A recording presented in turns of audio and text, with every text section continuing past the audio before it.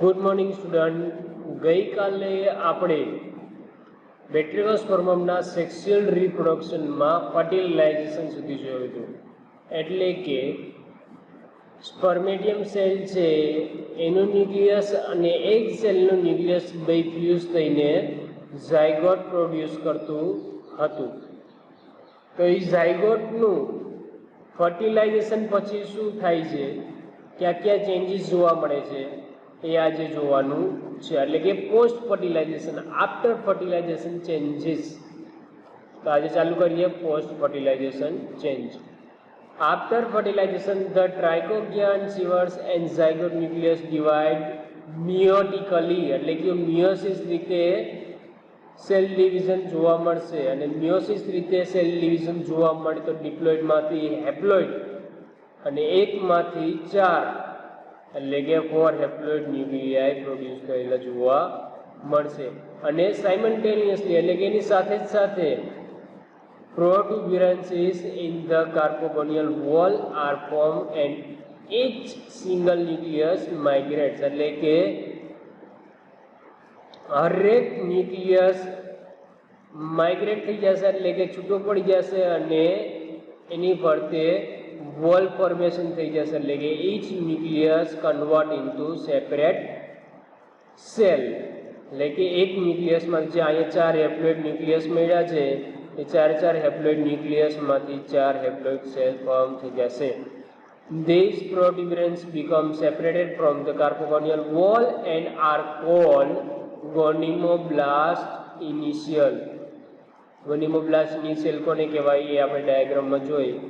Each initial divide repeatedly and form unbranched filament, જેને ગોનિમોબ્લાસ્ટ filament કહેવામાં આવે. તો આપણે આ જેટલું વાંચ્યું છે એ આપણે ડાયાગ્રામમાં જોઈએ. જો સૌથી પહેલા આપણી પાસે આવ્યો diploid nucleus. Diploid nucleus are divide into meiotically and produce 4 haploid cells. Diploid zygote નું જે ન્યુક્લિયસ છે એ મિયોસિસ રીતે ડિવાઈડ થઈને 4 હેપ્લોઇડ ન્યુક્લિયસ પ્રોડ્યુસ કરશે અને each 4 haploid nucleus separate and form wall. Cell wall form થવાના કારણે જે 4 સેપરેટ સેલ પ્રોડ્યુસ થયેલા જોવા મળશે, જેને ગોનિમોબ્લાસ્ટ ઇનિશિયલ કહેવામાં આવે. જે 4 હેપ્લોઇડ સેલ પ્રોડ્યુસ થયેલા છે એને ગોનિમોબ્લાસ્ટ ઇનિશિયલ કહેવામાં આવે. આ ગોનિમોબ્લાસ્ટ ઇનિશિયલ જે સેલ છે બધા સેલમાંથી સેપરેટ અનબ્રાન્ચ ફિલામેન્ટ, બધા સેલમાંથી અનબ્રાન્ચ ફિલામેન્ટ પ્રોડ્યુસ થશે. હરેક સેલ છે આમાંથી એક અનબ્રાન્ચ ફિલામેન્ટ એટલે કે બ્રાન્ચ ન પડતો એવો ફિલામેન્ટ, આ સેલમાંથી અનબ્રાન્ચ ફિલામેન્ટ, આ સેલમાંથી અનબ્રાન્ચ ફિલામેન્ટ, આ સેલમાંથી અનબ્રાન્ચ ફિલામેન્ટ. એ રીતના ગોનિમોબ્લાસ્ટ ઇનિશિયલના હરેક સેલમાંથી એક ફિલામેન્ટ અનબ્રાન્ચ ફિલામેન્ટ પ્રોડ્યુસ થશે, જેને ગોનિમોબ્લાસ્ટ ફિલામેન્ટ કહેવામાં આવે. ફરી એક વખત, ડિપ્લોઇડ ઝાયગોટના મિયોસિસ રીતે સેલ ડિવિઝનથી 4 હેપ્લોઇડ સેલ બનશે, જેને ગોનિમોબ્લાસ્ટ ઇનિશિયલ કહેવામાં આવે. હવે એ ગોનિમોબ્લાસ્ટ ઇનિશિયલના હરેક સેલમાંથી ગોનિમોબ્લાસ્ટ ફિલામેન્ટ પ્રોડ્યુસ થશે. આ રીતના ગોનિમોબ્લાસ્ટ ફિલામેન્ટ બનેલું છે એ આખે આખા સમૂહને સિસ્ટોકાર કહેવામાં આવે. જે ગોનિમોબ્લાસ્ટ ઇનિશિયલમાંથી આખું ગોનિમોબ્લાસ્ટ ફિલામેન્ટ અને અધર બ્રાન્ચ છે બધું ભેગું મળીને આખું એક જૂથ ક્લસ્ટર બનાવે, જૂથ બનાવે, જેને સિસ્ટોકાર કહેવામાં આવે. હવે આગળ થિયરી જોઈએ. The gonymoblast filament are short and compact. The terminal cell of each gonymoblast filament differentiated into carposporingia અથવા તો કાર્પોસ્પોરેન્જિયમ. જો હવે 4 ગોનિમોબ્લાસ્ટ ઇનિશિયલ સેલ હતા એમાંથી 4 ગોનિમોબ્લાસ્ટ ફિલામેન્ટ બન્યા. હવે એ 4 ગોનિમોબ્લાસ્ટ ફિલામેન્ટના ટર્મિનલ સેલ, જે ગોનિમોબ્લાસ્ટ ફિલામેન્ટ છે એના ટર્મિનલ સેલ કયા સ્વરૂપે ડિફરન્શિએટ થશે? તો કે કાર્પોસ્પોરેન્જિયા અથવા તો કાર્પોસ્પોરેન્જિયમ. ધ કાર્પોસ્પોરેન્જિયમ બિયર સિંગલ કાર્પોસ્પોર, એટલે કે કાર્પોસ્પોરેન્જિયમની અંદર કાર્પોસ્પોર રહેલા હશે. જે એની અંદર સેલ રહેલું હશે એને કાર્પોસ્પોર કહેવામાં આવશે. which are uninucleate and non-motile. The cluster of gonimoblast filament and carposporangia known as carposporophyte अथवा तो cystocarp. The meantime sterile vegetative cells are start enclosing the carposporophyte. Thus the characteristic fruiting body form carpospore.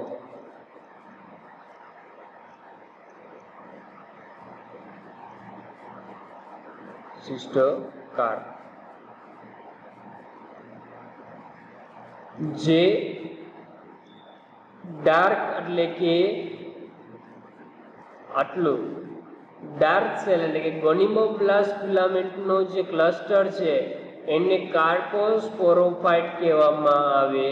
અને જે vegetative branch plus કાર્પોસ્પોરોફાઇટ, જે બંને બાજુ vegetative branch છે plus reproductive branch એટલે કે કાર્પોસ્પોરોફાઇટ, આ બંનેના સમૂહને સિસ્ટોકાર્પ કહેવામાં આવે.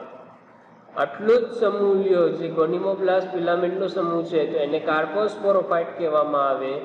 કાર્પોસ્પોરોફાઇટ પ્લસ વેજીટેટિવ બ્રાન્ચ એનું ક્લસ્ટર તો એને સિસ્ટોકાર્પ કહેવામાં આવે. હવે અહીંયા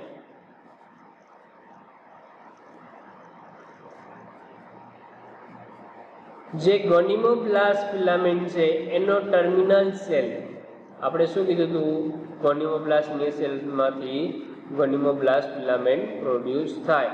તો એ ગોનિમોબ્લાસ્ટ ફિલામેન્ટનો જે ટર્મિનલ સેલ છે it differentiated into carposporangium and inside the carposporangium the cell is known as carpospore. એટલે કે કાર્પોસ્પોરેન્જિયમની અંદર કાર્પોસ્પોર હાજર હશે.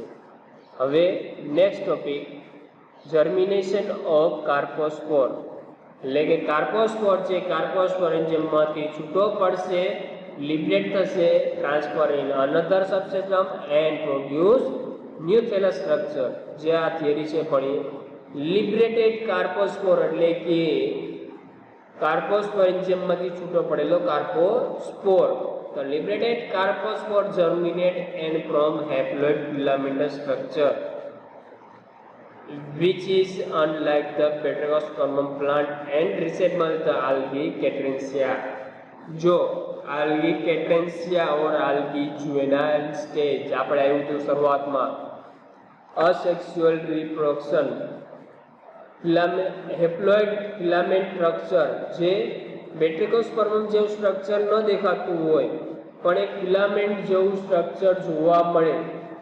ફક્ત ને ફક્ત જે કાર્પોસ્પોરનું જર્મિનેશન થઈ અને ફિલામેન્ટ જેવું સ્ટ્રક્ચર, જે બેટ્રિકોસ્પર્મમ જેવું સ્ટ્રક્ચર દેખાતું ન હોય, જે અપુખ્ત સ્ટ્રક્ચર હોય, જેને આલ્ગી કેટ્રેન્સિયા સ્ટેજ કહેવામાં આવે અથવા તો આલ્ગી જ્યુવેનાઇલ સ્ટેજ કહેવામાં આવે. અપુખ્ત હોય, hence is called Catrensia stage or juvenile stage. It grow into new individual Petrospermum plant produce monospore. The life cycle is haplodiplobiantic type. Haploid and diploid બંને stage આવતા હોવાથી આ સાયકલને હેપ્લોડિપ્લોબાયોન્ટિક લાઈફ સાયકલ કહેવામાં આવે. And હેપ્લોડિપ્લોબાયોન્ટિકમાં haploid stage છે લાંબુ હોય, લાંબા સમયગાળા માટેનું હોય, અને ડિપ્લોઇડ સ્ટેજ છે ટૂંકા સમયગાળા માટેનું હોય. જે નેક્સ્ટ ટોપિક છે આપણો લાઈફ સાયકલ ઓફ પેટ્રિકોસ્પર્મમ, એમાં પણ આપણે જો શરૂઆતમાં બેટ્રિકોસ્પર્મમ પ્લાન્ટ સેક્સ્યુઅલ રિપ્રોડક્શનમાં મેલ રિપ્રોડક્ટિવ ઓર્ગન સ્પર્મેડેન્જિયમ અને ફિમેલ રિપ્રોડક્ટિવ ઓર્ગન કાર્પોગોનિયમ. સ્પર્મેટેન્જિયમની અંદર ગેમેટ અથવા તો રિપ્રોડક્ટિવ સેલ સ્પર્મેટિયમ અને ફિમેલ રિપ્રોડક્ટિવ સેલ અથવા તો ફિમેલ ગેમેટ ઓવમ અથવા તો એગ સેલ. એ બેનું ફર્ટિલાઇઝેશન થશે અને બનશે ઝાયગોટ. એ ઝાયગોટનું મિયોસિસ દ્વારા ગોનિમોબ્લાસ્ટ ઇનિશિયલ બનશે અને ગોનિમોબ્લાસ્ટ ઇનિશિયલમાંથી ગોનિમોબ્લાસ્ટ ફિલામેન્ટ બનશે. એ ગોનિમોબ્લાસ્ટ ફિલામેન્ટનો ટર્મિનલ સેલ એટલે કે કાર્પોસ્પોરેન્જિયમ અથવા તો કાર્પોસ્પોરેન્જિયા. એ કાર્પોસ્પોરેન્જિયાની અંદરનો સેલ એટલે કે કાર્પોસ્પોર અને કાર્પોસ્પોરમાંથી એનું જર્મિનેશન થઈ અને ફિલામેન્ટ લાઇક સ્ટ્રક્ચર બનશે એટલે કે કેટ્રેન્સિયા સ્ટેજ. અને એ કેટ્રેન્સિયા સ્ટેજ વખતે મોનોસ્પોરેન્જિયમ અને મોનોસ્પોર બનશે જે અસેક્સ્યુઅલ રિપ્રોડક્શન અને એમાંથી ફરી પાછું બેટ્રિકોસ્પર્મમ પ્લાન્ટ બને. આ શું સેક્સ્યુઅલ લાઈફ સાયકલ ઓફ બેટ્રિકોસ્પર્મમ. 3 અથવા તો 5 માર્કમાં એની લાઈફ સાયકલ ઓફ બેટ્રિકોસ્પર્મમ પૂછાય તો આ રીતના ચાર્ટ દોરી એનું વર્ણન કરવાનું રહ્યું. આ હતું life cycle life history of Batrachospermum, જેમાં સૌથી પહેલા આપણે ભણ્યા ક્લાસિફિકેશન, પછી અકરન્સીસ, પછી થેલસ સ્ટ્રક્ચર, પછી સેલ સ્ટ્રક્ચર, પછી આપણે ભણ્યા asexual reproduction by monosporangia in Batrachospermum. ત્યાર પછી સેક્સ્યુઅલ રિપ્રોડક્શન oospore ટાઈપ એટલે કે ફિઝિયોલોજિકલી અને સ્ટ્રક્ચરલી બંને ડિફરન્સ હોય. જે મેલ ગેમેટ અને ફિમેલ ગેમેટ મોર્ફોલોજિકલી અને ફિઝિયોલોજિકલી ડિફરન્સ જોવા મળે તો એ ટાઈપના રિપ્રોડક્શનને oospore ટાઈપ રિપ્રોડક્શન કહેવામાં આવે. તો એમાં આપણે જોયા કાર્પોસ્પોરેન્જિયમ, જેમાં આપણે સ્પર્મેટેન્જિયમ અને કાર્પોગોનિયમ, સ્પર્મેટિયમ અને ઓવમ બંને સેલ છે એ મોર્ફોલોજિકલી અને ફિઝિયોલોજિકલી ડિફરન્સ હોવાના કારણે આને oogamous ટાઈપ સેક્સ્યુઅલ રિપ્રોડક્શન કહેવામાં આવે. અથવા આને હેપ્લોડિપ્લોબાયોન્ટિક શું કામ કહેવામાં આવે તો કે ઝાયગોટ ફોર્મ થશે, ડિપ્લોઇડ હશે, સ્પર્મેટિયમ અને ઓવમનું ફર્ટિલાઇઝેશન થઈ અને જે ઝાયગોટ ડેવલપ થાય છે ડિપ્લોઇડ હશે અને બાકીનો મોટા ભાગનો જે સમય છે હેપ્લોઇડ હશે. જે ફક્ત ને ફક્ત ઝાયગોટ છે એ જ ડિપ્લોઇડ જોવા મળશે, બાકી બધું તમને હેપ્લોઇડ જોવા મળશે. એટલે કે જો પ્લાન્ટનો મોટા ભાગનો સમય હેપ્લોઇડ હોય અને ટૂંકો સમયગાળો ડિપ્લોઇડ જોવા મળે તો આ પ્રકારની લાઈફ સાયકલને હેપ્લોડિપ્લોબાયોન્ટિક લાઈફ સાયકલ કહેવામાં આવે.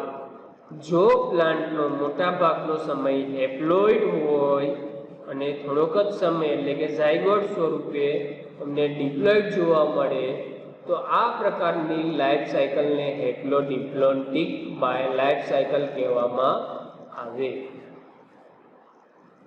Thank you.